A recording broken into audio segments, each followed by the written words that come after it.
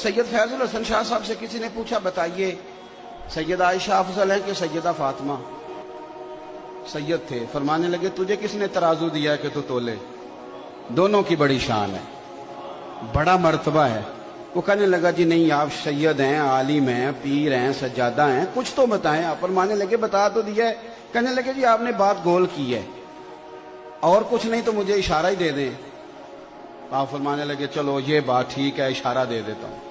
आप फरमाने लगे, आयशा बीवी हैं रसूल करीम अलैहिस्सलाम की, और सैयदा फातिमा ज़ौजा हैं मौला मुर्तज़ा मुश्किल कुशा की। फरमाने लगे, मुझे बताओ, अली की बीवी नबी की बीवी से अफजल हो सकती है?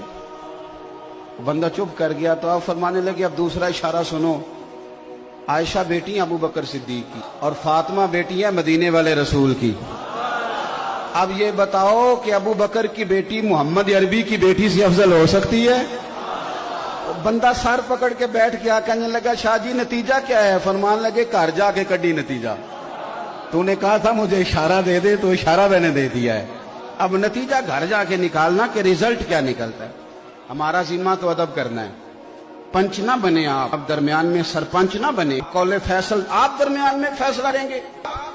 और एक बात याद रखना, अगर किसी के मुहिब बन के भी बेअदबी करोगे तो वो बुजुर्ग भी तुम्हें कबूल करेंगे।